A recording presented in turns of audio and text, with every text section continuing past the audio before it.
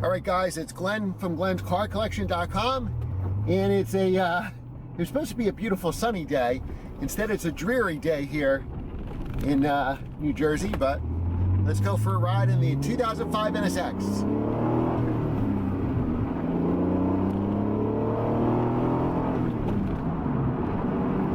So the first thing you notice about riding on the NSX here is it's very loud inside. So this car only weighs a little over 3,100 pounds, 3,153 to be exact, and it doesn't really have much sound deadening, and the engine is right behind us, so that's what you hear, which is a beautiful, beautiful sound. In a way, this car reminds me of my E46 M3 because it's rear-wheel drive, hydraulic steering, manual transmission, even though 4-speed automatic is available with this, and SMG transmission with the E46 M3. But what the NSX has a big advantage over the E46 M3 is that it's mid-engine. Now we're driving a 2005 a Long Beach Blue Pearl, which is actually one of the rarest colors for the NSX. They only made 88 of these, and they were only available with the pop-up headlight version, so 2002 to 2005. They only made 248 cars total in 2005, which was the last year of production here in the United States. And they made 29 that year of Long Beach Blue Pearl, and 14 of which had the black interior. And all those black interior cars like this were stick shift, 6-speed manuals. Now the NSX first came out in '91, and my YouTube channel actually started with my '95 NSX. I had my 95, let's do these twisties first. Wow, this is my favorite stretch of road here. We got sticky tires. It's about 50-something degrees. Everybody's got their cars out today. What was I saying? Yeah, so my channel really started with my black and tan 95 NSX, which was an NA1. The NA2 cars started in '97 when they went from a 200 horsepower 3-liter V6 to a 290 horsepower 3.2-liter V6. They also went from a 5-speed manual to a 6-speed manual. Shorter gearings on the 6-speed manual, plus the extra horsepower, gave it a quicker 0 to 60 time. The original NSXs, like my 95, even though the first model year was 91, so 91 and 94, they were actually all coupes. Target came in '95, and they still made some. They still made some coupes for a while. You can get basically special order coupes on the early NA2s, but originally the 91s were all 91 to 94 did not have power steering, and they were all coupes. 95 came the Targa, and then they had some special order coupes later on. Once they got to the pop headlight version 02 to 05, like this one, they were all Targas. So I'm just giving myself a little space here. This car was about, I think, $93,000 brand new in 05, and they actually had a special lease of $899 a month because these cars weren't selling. You remember, they were about 15 years into it since they came out in 1991, and the car started at a reasonable price in 1991, I believe $65,000.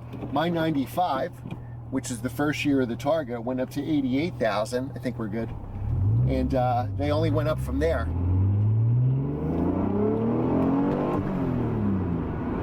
And I'm telling you, I should have bought an NSX a long time ago. I did buy my black and tan 95 back in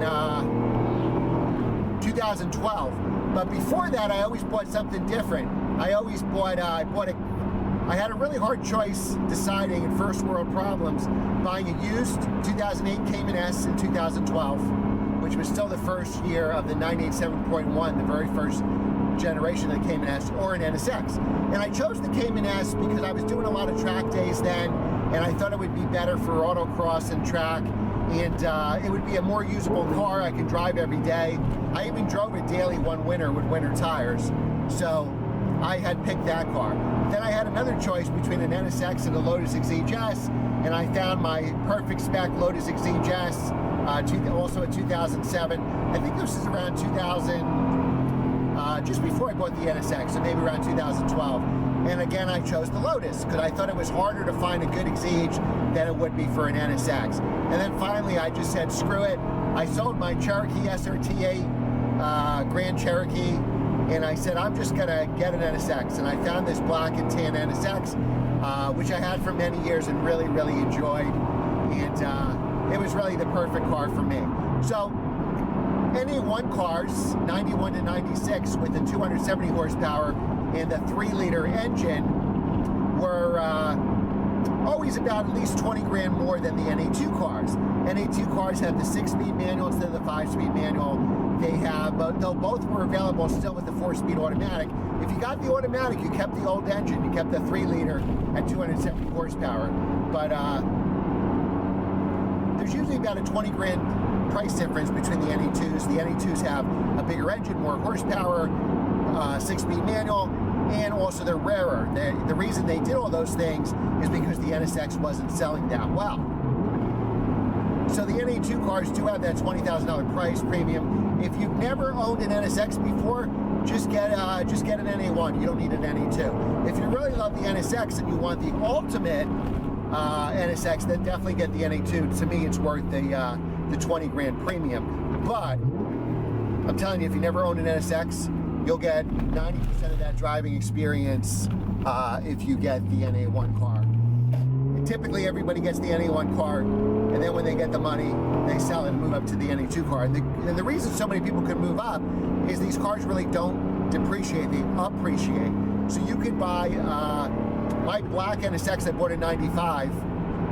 I bought it for $25,000 and I sold it for almost $50,000. So it doubled in the 4 years I had it. This car's doubled in the 4 years I've had this. I'll have to check. I might even be on 5 years on this one. Maybe it's 4. But I'm telling you, this is one of the best cars I've ever owned at any price. Even at the current prices, I think I'd still buy one.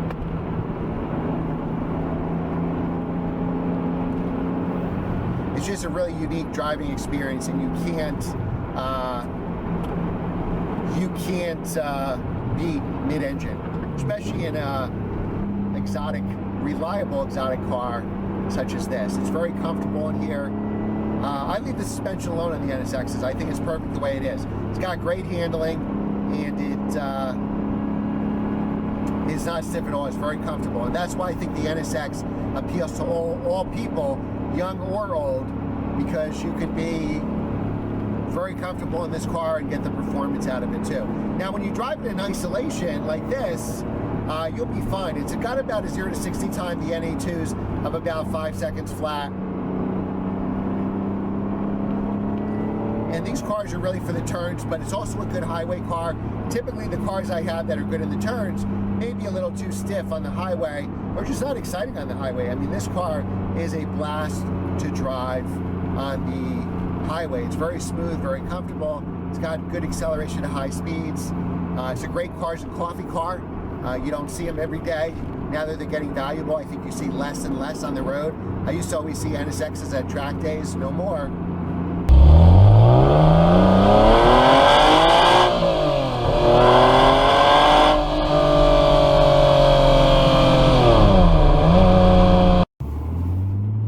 Let's do a little bit of acceleration. We got the car all warmed up.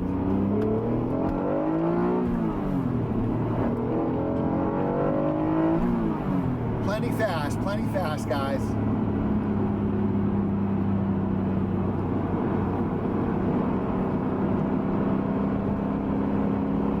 You can really hear how loud it is, and it's actually louder to me because the microphone's up there up front, but the engine is right behind my head, so you can really hear it. Now, I do have an aftermarket exhaust. I have a Pride, I think it's a V2, and it actually fits for NA1s or NA2s, and you just need a hanger. You just need a different piece to hang it on, an adapter, essentially, if you will, if you want to switch it. So I sold my NSX stock. That's the way to do it. NSX wheels are very expensive. So if you buy an NSX without wheels, try to find OEM wheels. Like for my S54, a Z3M Coupe, I couldn't do it. They just, the car became too collectible, and the wheels were just crazy money. Same thing with my 993 Turbo. So for this car, for resale value, your wheels are worth really good money. I think I've seen NA2 wheels anywhere from $3,000 to $10,000 for a set of 4. So a lot of these cars have aftermarket wheels on them, So if you do buy a car with aftermarket wheels, try to get stock wheels. I kept the stock exhaust on this car for resale. It's very quiet with the stock exhaust. When I used to come home from work, my kids would tell me that the car was too quiet. So the first thing I did on my car was do an exhaust. But honestly, I think that's the only thing the car needs. Just get a real set of sticky tires.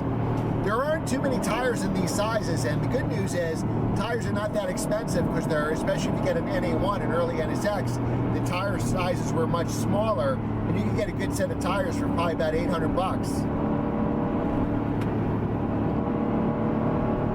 There aren't too many choices though. When I had my NA1 NSX, I think there were 2 choices of tire, like Kumos and Bridgestones, that's it. The original NSXs came in Yokohama tires.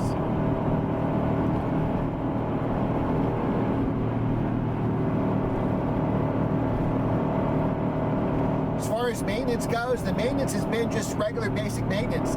Essentially oil changes and a timing belt every 7 years. This timing belt was done not long before I got it, so in the next year or 2 I'll do a timing belt to be safe, since it is an interference engine.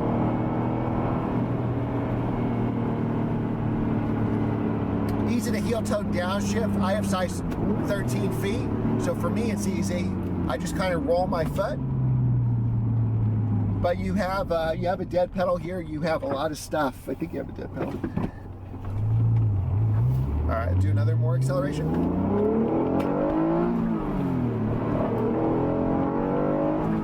There you go. So the good news is you can really get that third shift before you hit the speed limit of 60 miles an hour. It revs to 8,000 RPM. I was short shifting. I mean, you'd be beyond it if you hit 8,000.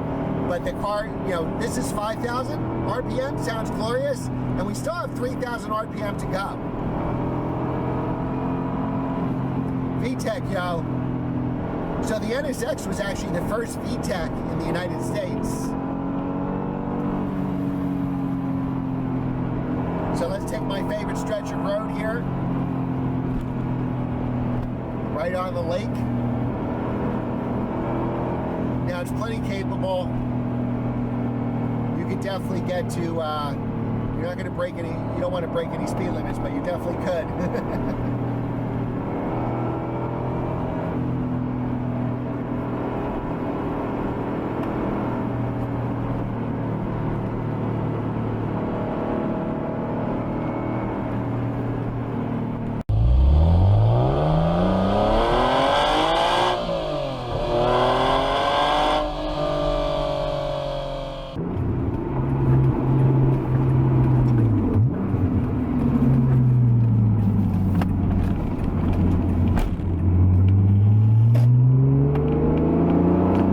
So now that we got a stretch of clear road, let's recap. So NSX, very reliable. I've done nothing but basic maintenance with this car, and I've driven it tens of thousands of miles. We just hit 40,000 miles. Hopefully we'll hit 41,000 miles too soon. It's doubled in value, so it's a great investment. Now, I don't think you're going to see double appreciation. I bought this car probably 4 years ago when they were cheap. So unfortunately, you're not going to see that. But these cars will continue to rise if you buy a clean, no accident car like this one. Even cars that don't have the best Carfax history, as long as you get it checked out with a good pre-purchase inspection. I actually found this across the country. I found this in Southern California, had a PPI at a local NSX expert there, and then had it shipped to my house. And I made sure I had this car first before I sold my black one, just to make sure it was just as perfect as it was described. And they're just amazing cars to drive. On a scale of 1 to 10, I think this car's a 10, I really do. Now this car, remember, when in 1991, when this car came out, with that 3-liter 6 and 270 horsepower, it actually went against the Ferrari 348.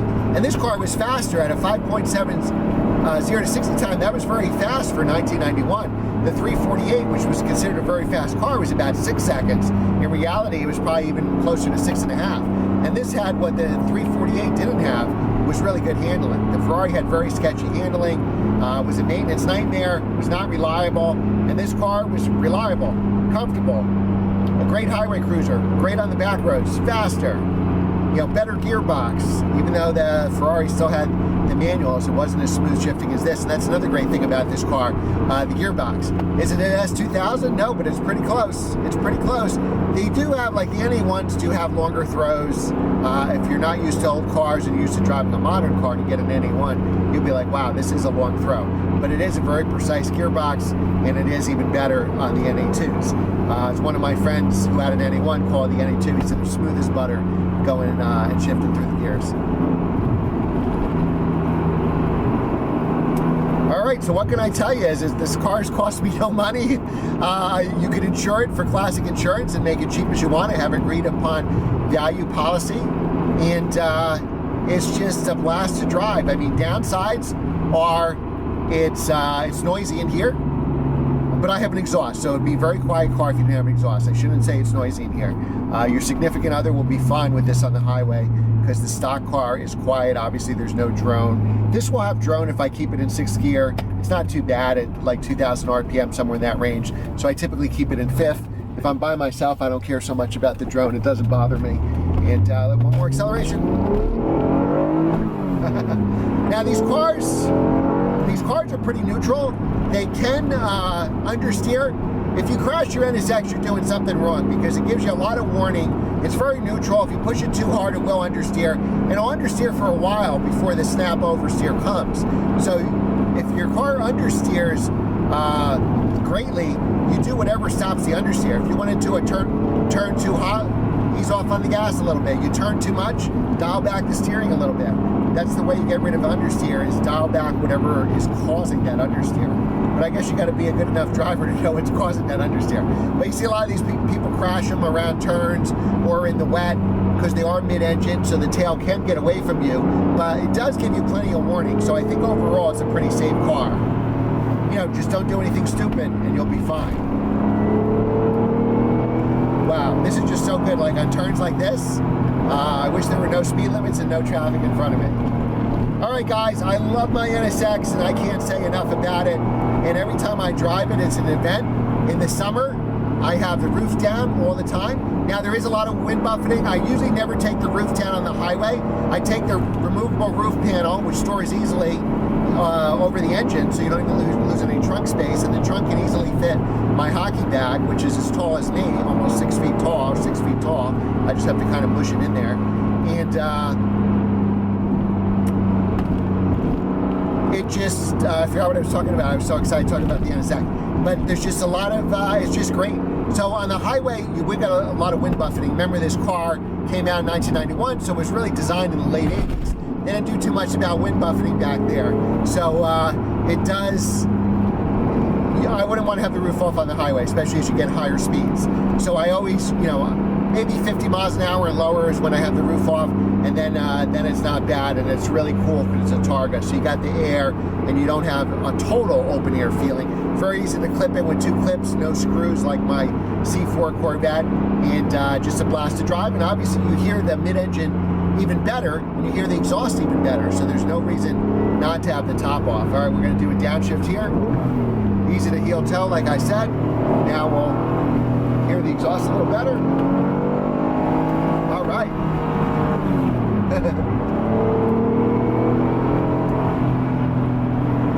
The front end is very precise. Remember, you don't have the weight on it because the engine's behind you. I just love the sound. 6,000. Now you do get some buzzes in here because it's a Targa top.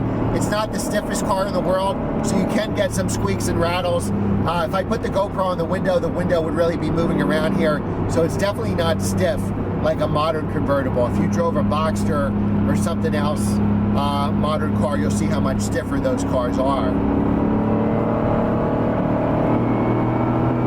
All right, guys, so that's the pluses and minuses. That's my review of the NSX. Love this car. And I will see you guys. Just wanted to make sure that wasn't a cop. All right, guys. Just want to make sure. I'll see you next time. Remember to like, share, subscribe, hit the notification bell, and I will see you next time. Take care.